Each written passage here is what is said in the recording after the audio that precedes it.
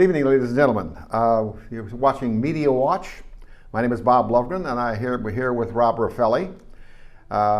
We talk about the media, watching the media, basically. And quite honestly, this is one of those times where we really are into it as far as how media coverage of certain news events is biased. And it really happens on both on the liberal side and the conservative side, the Republicans and Democrats. They have their own channels. Although I will have to say, thank God for Fox News, because they're the only ones out there, Media Watch, and of course they are very well watched, of course. I think they get the best audience of all of the CNN and the MSNBC and so on. There is now one additional conservative outlet, and that's Newsmax. That's right, yeah, that's right. But that's also Fox News, isn't it? No. It isn't. Okay. No, it is not. Well, I know about Fox News, put it that way, because I watch it myself. Get a little tired of Sean Hannity and all that, but I still like it. Who's that guy? Dan Bongino? What is his name? Dan Bongino. Dan Bongino. He's quite the. I actually record that and actually to watch the show. He's pretty good at it. Well, in fact, I tout his. He has a news site that's a lot like the old Drudge Report. Of course, the Drudge Report has gone full liberal. Yeah. And okay. and Dan Bongino has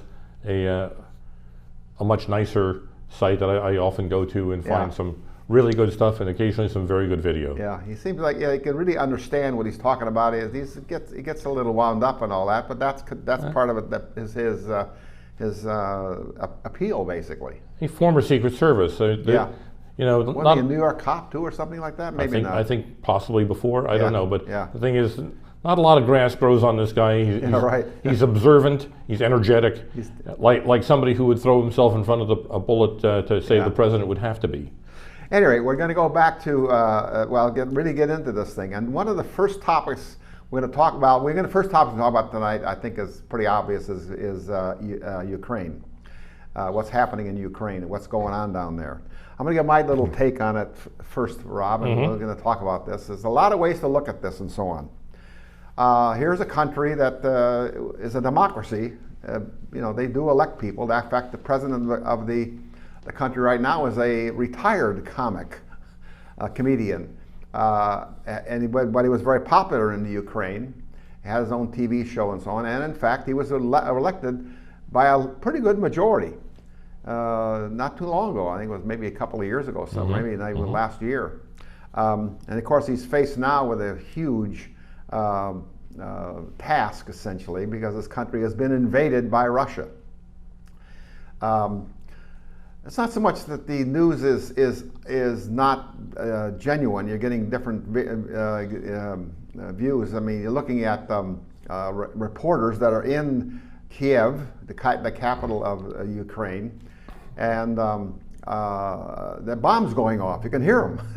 In fact, the guy is what they call Baghdad Bob. They do a little shrug when they hear these bombs going off and so on. So it's a real thing. It's really happening as far as the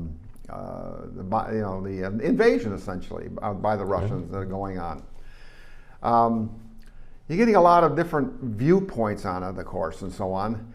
I guess from my standpoint, I'm not quite so worried about it. As long as American soldiers don't go in there and get killed, that's the bottom line. That we're not going to risk the lives of any military personnel for this country, Ukraine. And my other worry about it really is the nuclear threat. Of course, Russia is a nuclear power, and in fact, Ukraine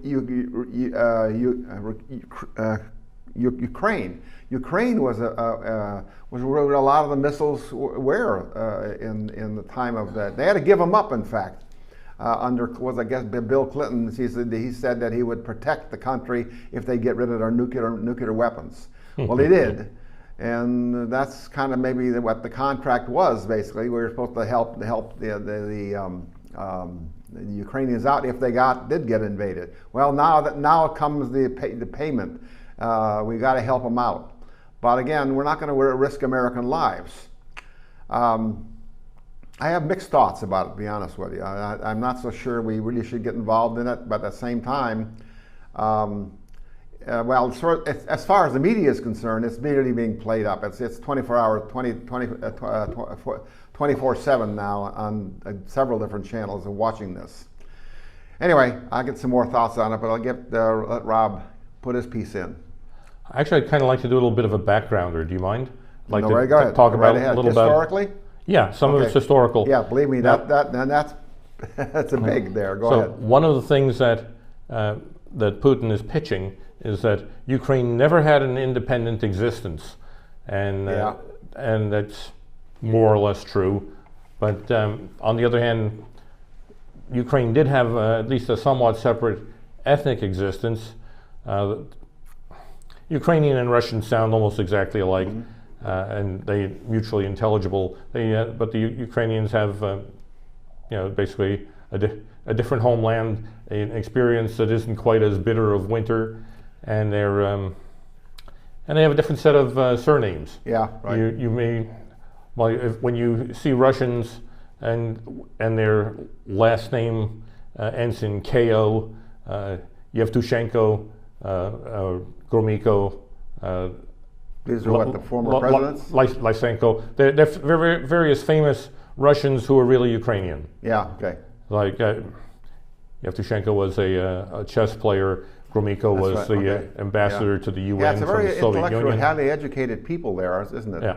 So what I'm saying is that they had somewhat of a separate identity. The Soviet Union chose to create Ukraine to some degree because there was, the USSR was the Union of Soviet Socialist Republics, right? And there were like 15 components. There was the Russian Soviet Socialist Republic, the Lithuanian. There was a Ukrainian Soviet Socialist Republic. Mm-hmm. So for their purposes, it was an allied country that was part of the Soviet Union. So in fact, whatever Putin wishes to say about it, it had at least some existence of its own, and everyone always refers to the Ukraine. The Ukraine is an ethnicity. Mm-hmm. You can hear in Al Stewart's Roads to Moscow, all summer they drove us back through the Ukraine. It's a place. But at the same time, they really weren't that independent of Joe Stalin. His people were there. I believe that he was from Ukraine. Is that? Oh, that's right. I think it was. Yeah, right. Yeah. No, I'm wrong. I'm terrible. Georgia. He was from Georgia. Yeah, Georgia. The Georgian Soviet Socialist Republic. Right. Later on. Yeah. Any rate, again, it's like I say, the long history, going back even further into the Tsar and so on, that they had developed all those areas in the Balkans, and that's still, I could consider it still part of the Balkans, basically. Well, that's all of. There's been a lot of tribes and things that have been changed. The boundaries have changed over the years. Let's just throw in a couple more things for people who haven't studied up on Ukraine. Right. Earlier, a few years ago, in fact, during the Obama administration, the Russians peeled off the Crimea. And right. The Crimea is it's a big, beautiful Crimean peninsula. It's a peninsula into the Black Sea. This is the Crimea and Odessa. These are places where, Sevastopol, where the Russian fleet was, because this was their warm water port. Right, exactly. Unless you want to count Vladivostok, which is on the Pacific. But the Russians would sail many of their warm water fleet out through the Bosporus between Greece and Turkey, and out into the Mediterranean, into the Atlantic. Yeah, of course, through Constantinople. That's how you got the Black Sea, is through Constantinople. Right. Exactly. So at any rate, there's a whole lot of military and trade access, and when Russia, when it's separate from Ukraine, feels like, wait a second, where's my warm water port? Yeah. So, about 6 or 7 years ago, maybe more. Took that away from them. They were left with Murmansk and Vladivostok. Right, the Kolya Peninsula, Archangel, places above the Arctic Circle. Right, exactly. So they peeled that off, and they're using the same ploy again. When the Russians were the head of the Soviet Union, they moved a lot of ethnic Russians into the various other republics. Especially there. Yes, especially into there, especially into the Balkans.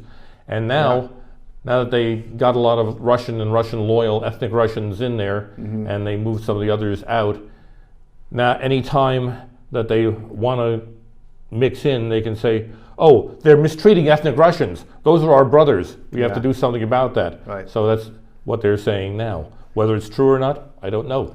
It could be. Yeah, go ahead. Oh, no, I was just going to, it could be, but it was also the built-in excuse that the Russians were busy building in for like 60 or 70 years. Yeah. So, the United States is kind of young. A lot of the world plays a long game. Yeah. They say, we'll weaken the Americans.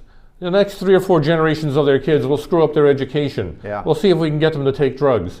And does that topple the United States?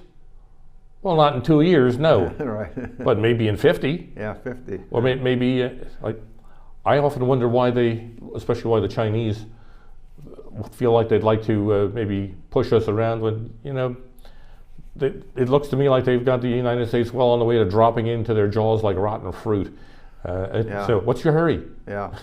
The Chinese, you mean? Talking about the Chinese too? Yeah. Right. Yeah. So what's your hurry? Especially. We can talk about that's a whole different subject, of course. Yeah, well, it's a related subject. We'll get back to that at some point. That's true. Yeah, I know that you give us. I'm going to let you tell the story about the threat of the Americans because in NATO when it started didn't have all these countries, and now essentially all the countries that border on the western frontier are now part of, and Ukraine wanted to be a part of the NATO alliance, and that pissed off to Putin. Yeah, I'm worried that people will take me as a Putin sympathizer or whatever, which I am not. Yeah. But I always figure whoever if I'm looking at the Apache, if I'm looking at the people of the Andes, if I'm looking at the Chinese, if I'm looking at the Mongolians, the Russians, you have to say, what does it look like from where they are? Exactly. Yeah. Russia. See it from their perspective. Yes. Yeah. For one thing, after World War II, one of the things that Russia felt was, we lost like 15 or 20 million people. We carried your water. We kept the Nazis busy while you were farting around. Exactly. And they exactly. Said, and they felt like they were owed. Yeah. So well, I think they were because they didn't supply. Well, without the Russians, the World War II, it might have been a whole lot different. But without the Americans, who supplied essentially a lot of the stuff, food and weaponry and all that to the Russians after they got into the war in 1941, when they were invaded by they didn't get in. They didn't in the beginning of World War II, September 1st, 1939, when Hitler invaded Poland. Actually was part of a deal where they divided Poland. Half Poland went to the and they got the Baltic states at the same time. And that was it von Ribbentrop with the that was Molotov. Molotov. Okay, you're right. Von Ribbentrop was earlier. Molotov was a Russian ambassador who managed to live. And Ribbentrop was the foreign minister for Germany, who they executed. But the point was that this was their non-aggression pact, where they say, you'd like some of Poland, we'd like some of Poland. Let's go eat a few folks who can't defend themselves from us. Yeah, exactly. And I don't know if they always intended to stab each other in the back. Of course, if the Russians had stuck with the Germans would have had a one-front war instead of a two-front war. Right. Yeah. And who knows who they would have kicked the crap out of. I'm still sometimes amazed that the Brits didn't sue for peace early. Yeah, right. That was that movement and the Dunkirk and all that. There was a real big movement in Britain to sue for peace, and Churchill just turned it down cold. Okay, so now I'm going to jump back into where Putin is. Putin's looking out there. he may be a lunatic, he may be I don't know what he is, but I'm sure that he's a Russian patriot. And he looks at Russia and he says, we must be strong, not weak. He's got a problem there because of the alcoholism and low birth rate. Yeah. So in fact, if they were ever going to pull something militarily, it would have to be earlier rather than later, because the demographics don't look good. And maybe with Biden president, it was the time to do it. Yes, having a weak American president would be just fine. Anyway, when NATO was the North Atlantic Treaty Organization, and it was basically created after the Second World War to be sure that Russia couldn't steamroller over Western Europe. It was created to do exactly for purpose of Russian aggression. Right, and Russia created their own the Warsaw Pact, which was all of Eastern Europe that was under their thumb, as they proved with Czechoslovakia and the Prague Spring, when they decided, that's entirely enough of that Prague Spring stuff, and the tanks rolled in '68. And in fact, a lot of those countries that were part of the Warsaw Pact are now in NATO. Oh, by the way, Hungary, when was the Hungary uprising that the Russians put down? Was that 57 or 58? Somewhere around there. I don't remember now. Anyway, Putin would be looking at the West, and he's saying, wait a second, all these countries that used to be either non-aligned or he says, they're all in NATO, and he says, and now NATO is fundamentally an anti-Russia alliance. Oh yeah, it got on board to invade and screw up Libya, which gave that to ISIS or whoever. But anyway, so as he watches NATO growing toward his border, and like Ukraine, no, it's not part of NATO, but it's sort of like to be, and Ukraine is like nestled up against the belly of Russia. He looks at that the way we would look at a Chinese alliance that included all of Central America and Mexico. Well, of course, there was the Cuban Missile Crisis, which is a very good example of exactly what you're talking about. Yes, and we also know, we all hated the Cuban Missile Crisis, but it's important to know what that was a response to. What did it end up being? Yeah, the U.S. and NATO put missiles in Turkey, and Turkey borders Russia. So when we put and they said, maybe we'd like to have some missiles close to the United States. Yeah. And they arranged it. Yeah, they figured it out with Castro. Yeah, and of course, Castro, and much more so Che Guevara, they wanted to launch.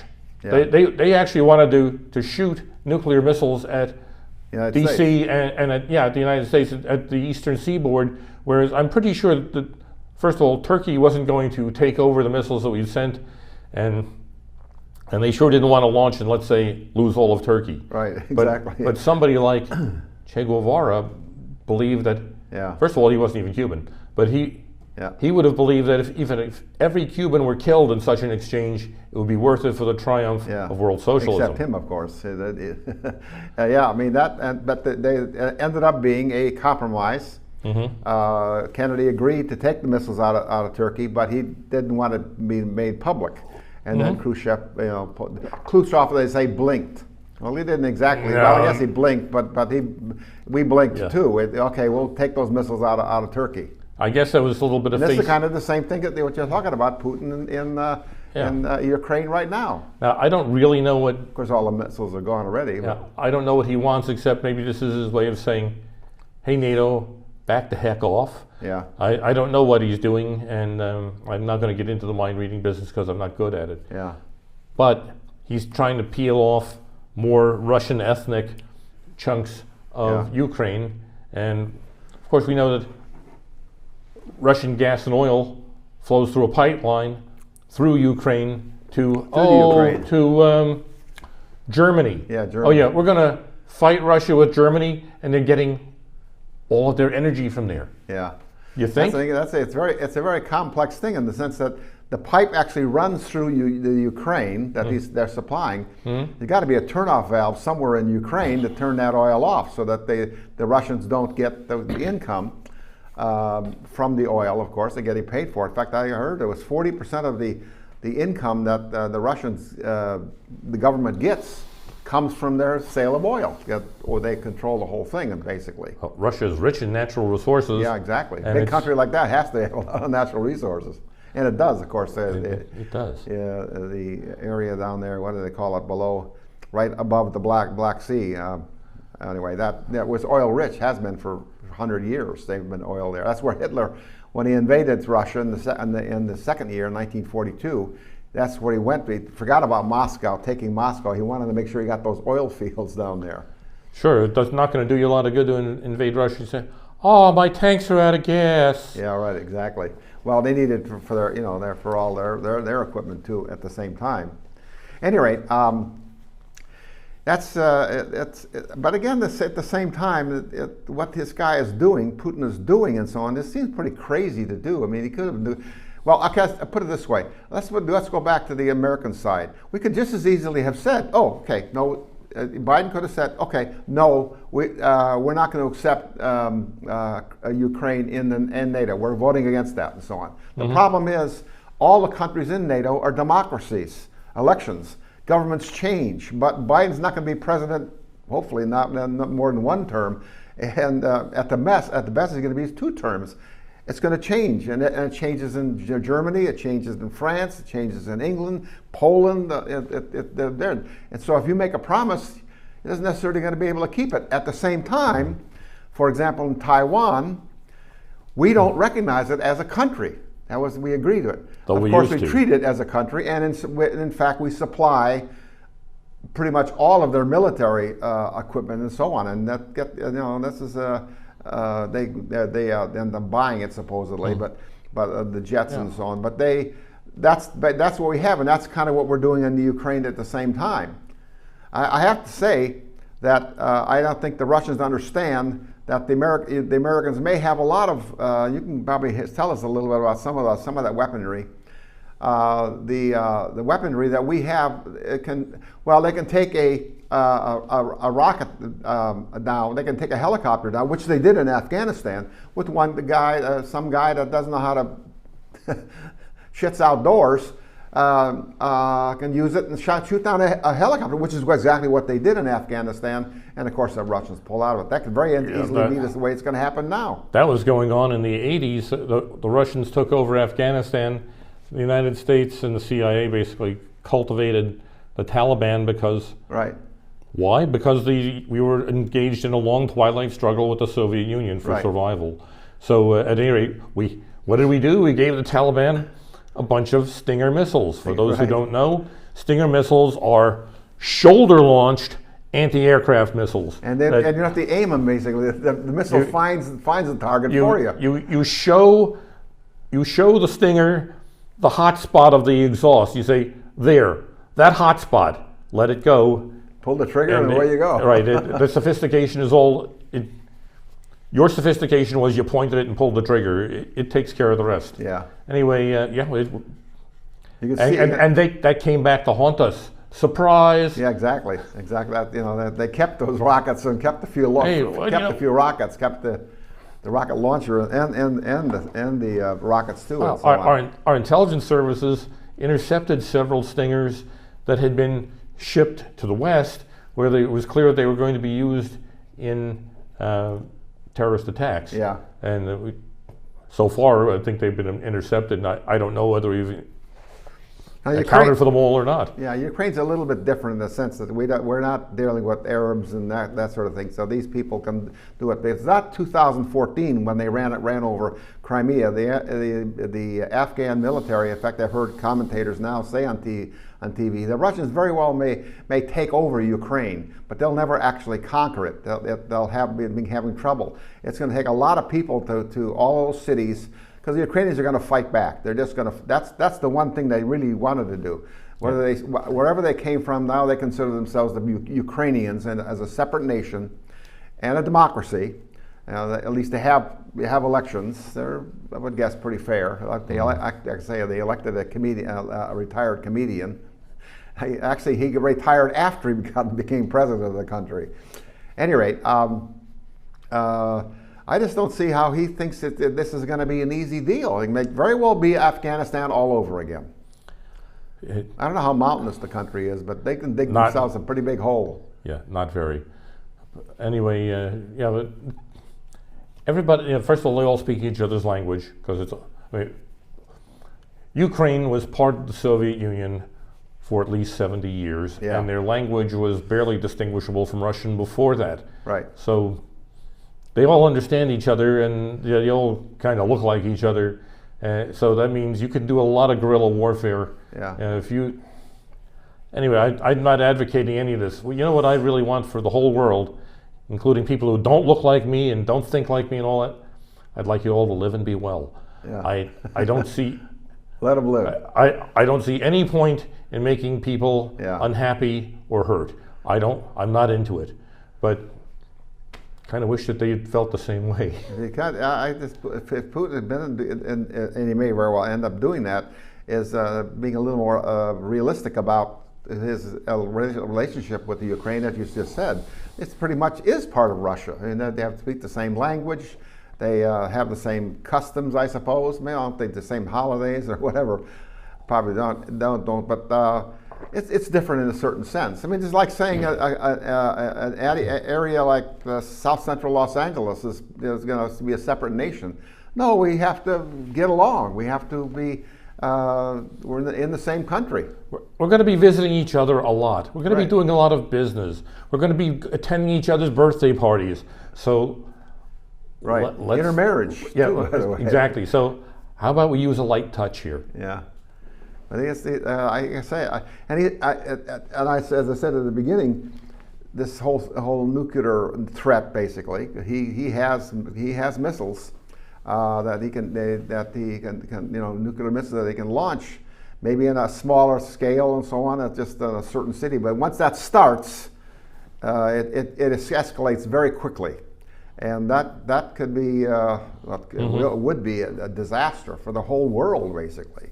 No, I'm concerned that somebody may have some tactical nukes in play, and yeah, right. That's what I'm saying. Yeah, and again, as people who aren't nuclear war buffs, tactical nuclear weapons are much smaller yield and are not intended to be flung across oceans and decide the outcomes of entire gigantic wars by smashing a few cities. It's more like a perfect example would be the what people refer to as neutron bombs that that NATO deployed specifically in Germany.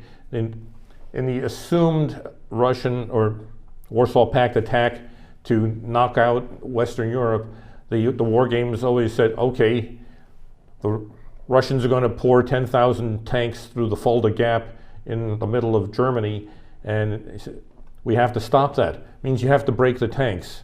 And they say, well, that's very, very big nukes to break the tanks. So somebody said, we could just kill the people driving the tanks. Yeah.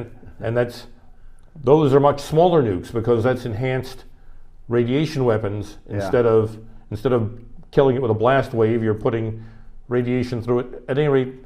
Okay, I didn't know that. That was the idea. So that was when our left seized on it and said, well, you're just trying to spare buildings, but you don't mind killing people. Yeah. And the whole idea was, we may have to deploy a tactical nuke on the territory of an ally. Yeah.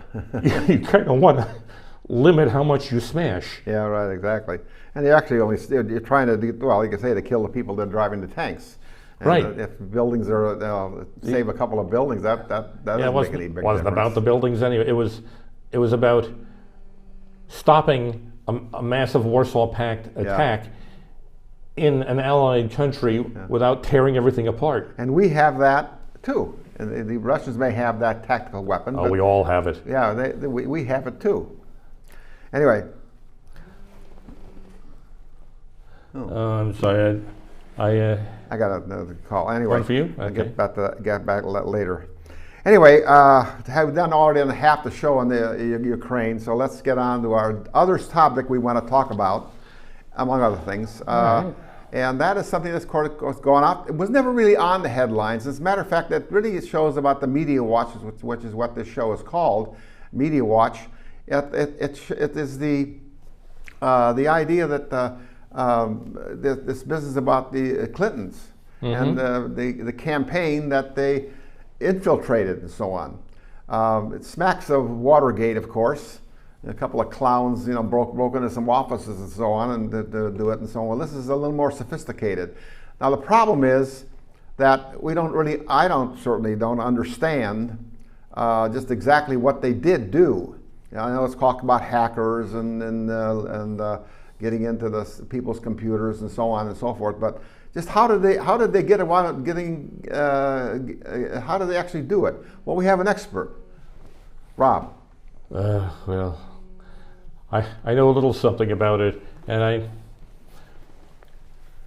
Trump was regarded by at least the Clinton campaign as a significant threat, and probably from even before he declared. Yeah. So the DNC, the Democratic National Committee, and the Hillary campaign had extreme interest, and I don't want to say things that I'm not sure of, but I'll tell you how it looks and how it.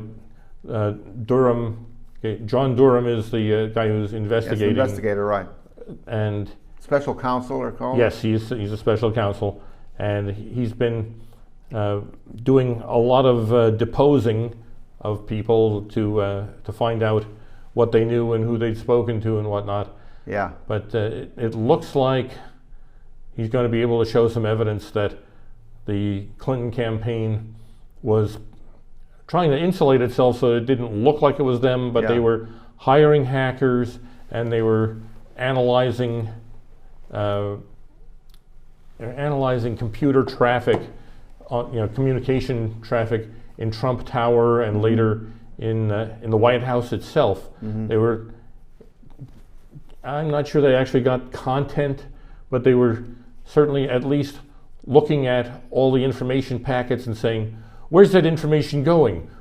Oh, look, this is... Okay, just explain what an information packet is. Okay, well, this stuff is essentially attached through phone lines or lines that would be like phone lines, except that can carry far more information, more like, like if you're on Cox cable and you may have a couple hundred megabits per second worth of data transfer that you can do to, you can pull down your movies, you can ask Google 5,000 questions. Yeah. Anyway, they wanted to know who's communicating with who, what kind of things are they inquiring about, and it looks like they may have also been trying to essentially produce a made-up trail that made them look like they were clued into the Russians, like they wanted to communicate with Russians. There was even part of the dirt that the Hillary's campaign was digging up. They were saying, why there's a lot of communication going around the Trump White House, and they didn't even mean in. They just meant in the vicinity of the Trump White House. Yeah. You may know that you can walk right by the White House. It's not that hard. You don't have to be in it. Right. And they say, well, some of this communication is from Russian-made phones. Yeah. And I'm afraid I don't really think that proves a whole lot of anything. Yeah. So anyway. You can bring in this. Yeah, I'll get to that. Yeah. But it looked like a phony trail being created. I think you've spotted something in the news, didn't you, about how they were actually taking a bunch of the data that they mined and running it by some grad students at Georgia Tech. Georgia Tech, yeah. They didn't know what they were really doing and so on, but they were part of the hacker operation, but they didn't even really know what they were doing to begin with. That's what I'm saying. How do they get it? And keep in mind also, it wasn't that they were getting information; they were making up information. They could put it on the people's servers and that, right? I'm not sure how deep that goes, but it looks like it. It looks like they were trying to construct a data scenario where they could say that the Trump White House was involved with Russia, and I don't think long story short, for 2 years, ever since the Republicans lost the majority in the House, yeah, they were being roasted by people who had full access to the intelligence. Yeah. If they'd had any dirt worth using, they'd have used it. Yeah. Instead they wheeled out innuendo and poor jerks that they'd set up and ruined the lives of, but hadn't done anything. Yeah. So that tells me that they didn't have. It's like this: Muammar Gaddafi was dead because of Hillary. Yeah. Muammar Gaddafi of Libya hated us. Yeah. Just hated us. Yeah. If he'd had some really good stuff on us, you think he would have kept it under his hat? Yeah. But he was still in charge. He was in charge of Libya during the moon landing, and he would have been in a position with their telecom and their scientists.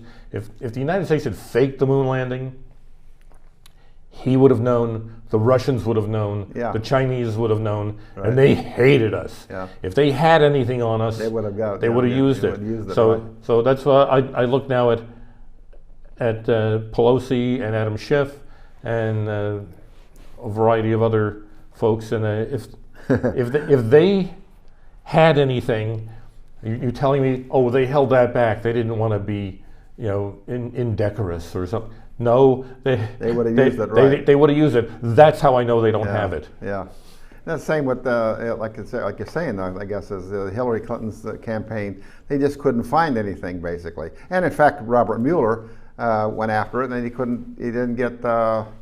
He obviously spent 2 years trying to get it, and he didn't come up with anything. And spent $23 million, something like that. And had loads of. I mean, he had a stable of anti-Trump lawyers. That it wasn't even sort of, well, let's look at this. They looked only at things that could hurt Trump. Yeah. And they didn't come up with anything. What was hilarious about that, people were saying, well, the Mueller report didn't exonerate Trump. Well, first of all, they wouldn't have exonerated Trump if they had psychic powers and knew that they could exonerate him. Yeah. And the other thing is, prosecutors don't exonerate people. They say it's not a legal term, basically. No, you got to prosecute.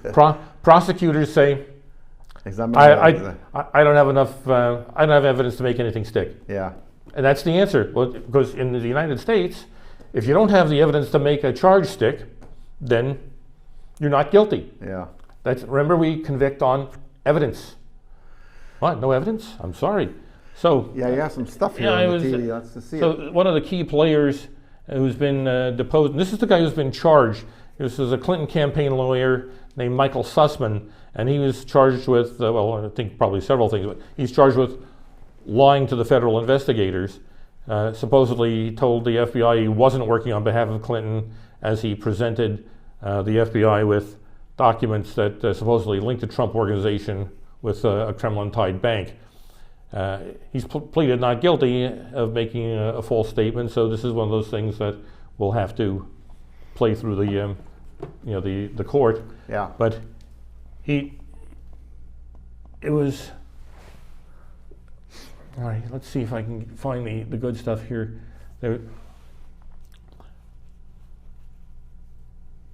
Yes, this is that guilt by association thing, where they were asserting that there were lookups being done from Trump servers that would have accessed, you'll like this, Russian-affiliated internet protocol addresses. Yeah.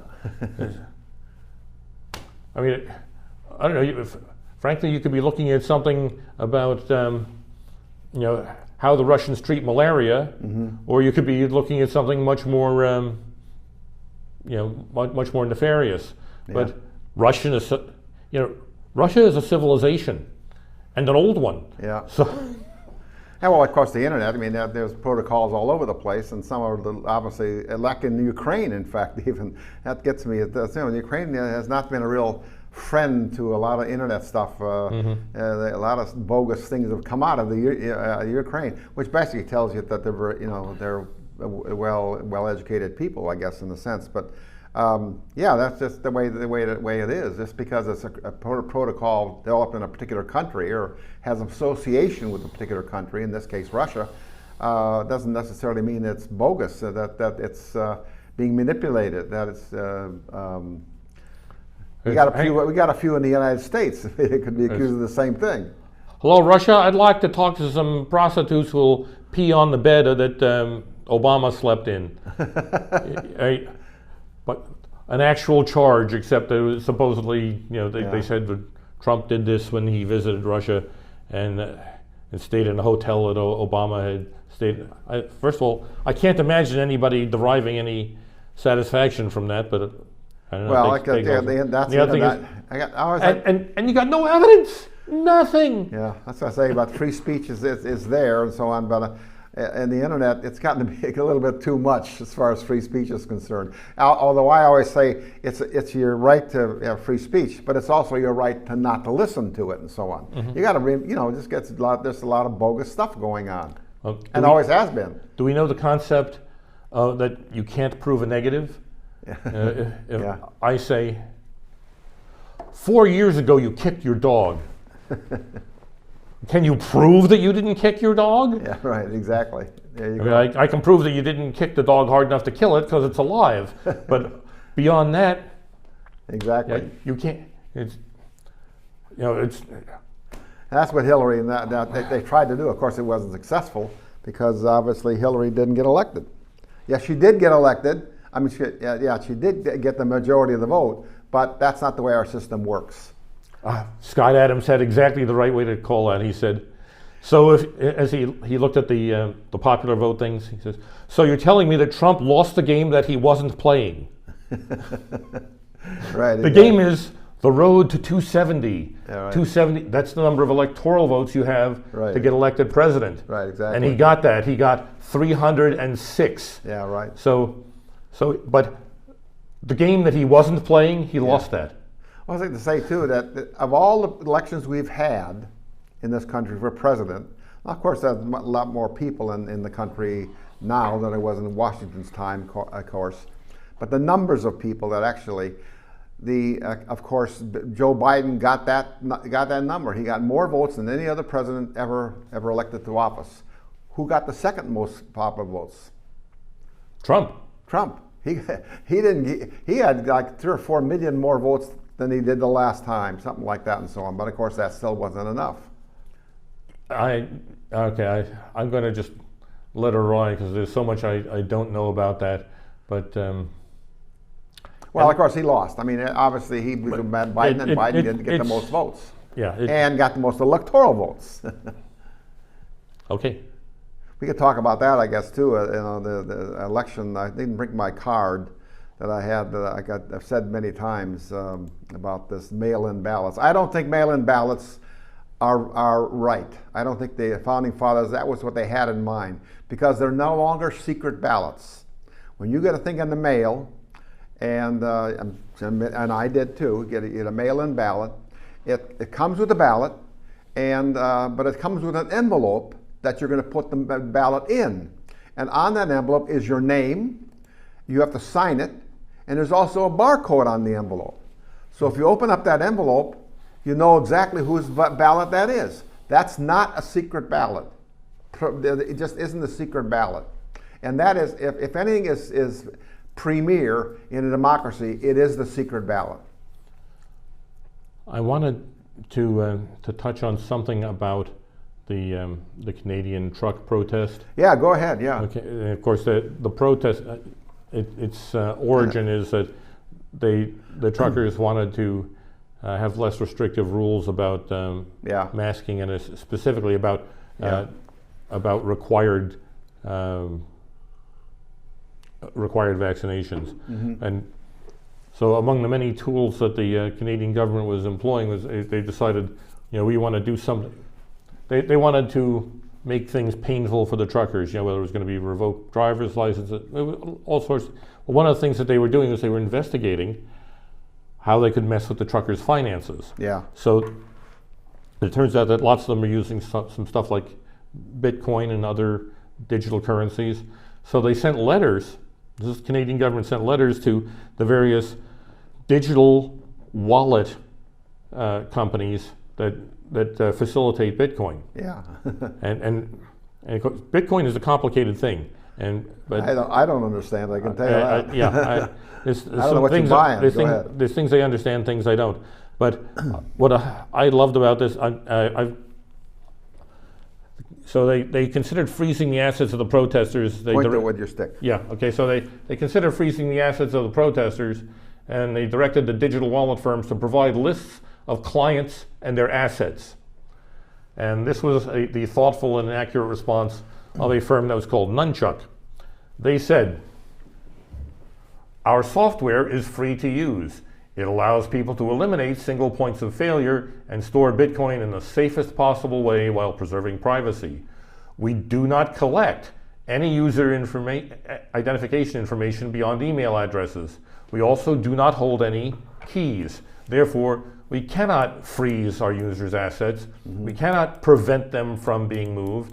And we have no knowledge of the existence, nature, value, or location of our users' assets. This is by design. Please look up how self-custody and private keys work. When the Canadian dollar becomes worthless, we will be here to serve you too. Sincerely, the Nunchuck team." Yeah. So they're basically trying to... What's the Nunchuck team? Okay. Oh, Nunchuck was one of the many companies that does okay. digital asset wallets, yeah, okay. so that you can manage the stuff on the internet. But the beauty of this is that as long as the whole internet doesn't go down, yeah. you can get to it thousands of ways, and you could destroy all the Nunchuck servers and all of their records, and the people with Bitcoin would be able to get to it a different way. Different way, yeah. And Nunchuck can't tell the government what this stuff is because they don't know. Yeah. They say, "No, I don't know where it is. Yeah. No, I don't have any keys to give you access, and no, I don't know what they have." Yeah.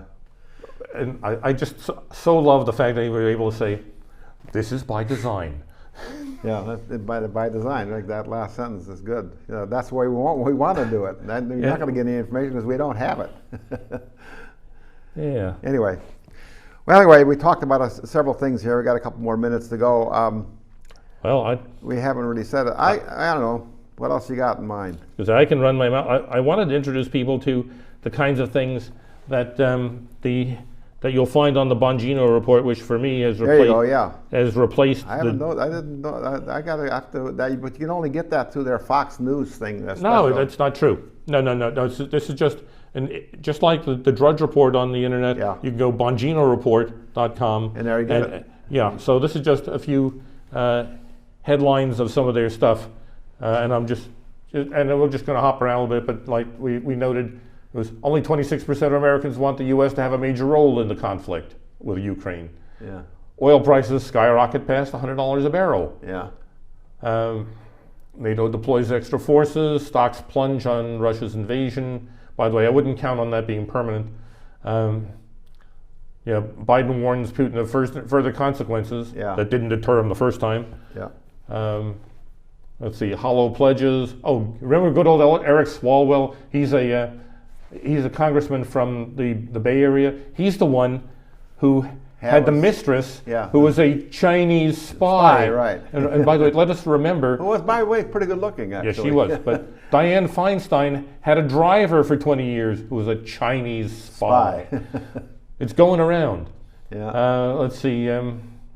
We got us a football player who became an Army officer, Jack Paquette, and he's running for the Senate. Yeah. Google flags articles blaming inflation on government spending as dangerous and derogatory. This just in. Inflation doesn't matter who the president is. Inflation is caused by government spending. Right, exactly. Usually excessive. You print more money than there is product to buy it. Guess what's going to happen? You take more of the money because there's more money. So, California prosecutors are finished working with George Gascon. He's the prosecutor in San Francisco, right? In L.A. L.A. That's right. Yeah, he's up for, by the way, for a recall. We'll see what happens with that. Governor Abbott of Texas, he's telling their agencies to investigate sex change procedures for trans youths as child abuse. Yeah. And I can imagine that you'd say, wait a second, especially when the parents haven't given their permission. who the hell are you to perform medical procedures on minors when that has not been allowed by their parents? And I always, I don't know what to think about people who really want to be a sex other than what they appear to be. Yeah. But I'll say this, when you're an adult, all bets are off. You can turn yourself inside out, and even if I think it's not a good idea. Right, that's you. That's but a child can't make a decision like that without his parents' consent. The great cartoon is, the kid is talking to his mom. He says, I want to put on a cape and jump off the roof. No. I want to drive the car. No. I want to drink whiskey. No. I want to cut off my genitals. Well, son, that's your decision. Yeah, that's funny. What? Remember Parlor? And then the kid changes his mind, 2 years later. But that's not really what I wanted after all. Well, too late. Exactly. But once you're, as you've heard me use the expression, once you're a putative adult, once you are assumed to be an adult, you do something. You say, okay. Yeah. He said, I wouldn't do that. Okay. Yeah. So I want to put $50,000 on that dumb-looking horse over there. Okay. But who's the guy, the Kardashian well, he's not Kardashian, but he married one of Kardashian. Yeah, and he changed his sex. Ran for governor. Caitlyn Jenner, formerly Bruce Jenner. Yeah, Bruce Jenner, right. Who's actually a pretty good athlete. Oh yeah, he was an Olympic decathlon. Yeah, decathlon, right. Yeah, he was huge. But I don't think that operation really came out too successful, quite honestly. I've seen him on TV, and I'm not really convinced that he's a woman.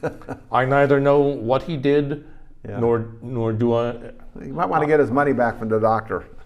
Yeah, good luck with that. Yeah, right. Oh, I liked that. New York Magazine calls parents tyrants for not wanting trans agenda in schools. Anyway, this isn't. All I'm showing you this stuff for is that it's. Now these are just little topics that he talks about each time, or no? These are articles linked, even as the Drudge Report was linked links to articles all over the place. Right, okay. That's what most of the Bongino Report is. It's links to articles where you can read what the news folks have to say. Yeah. Anyway, I like that, and I know that you can talk forever, and guess what? So can I. I got some time. Go ahead. You got forever. You got 6 minutes. Let's see. You got me. 5 minutes. Oh, this is something I kind of wanted to mention just because. I sometimes talk about the comics and how people think that they're just so cutting edge, and finally women are getting their due, or they aren't in the background. Yeah. Okay. This is how Marvel marketed comics in the 1980s. That's literally 35 to 40 years ago, and we have strong female character, strong female character, strong female character, front and center. And this is, they were saying, well, that's being marketed to the teenage boys and young men.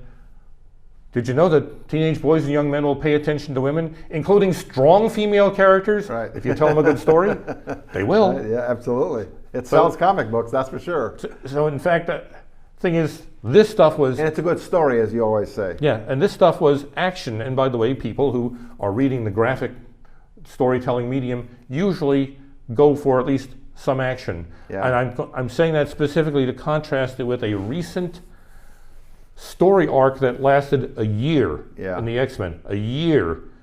And it took place at a dinner party. Yeah.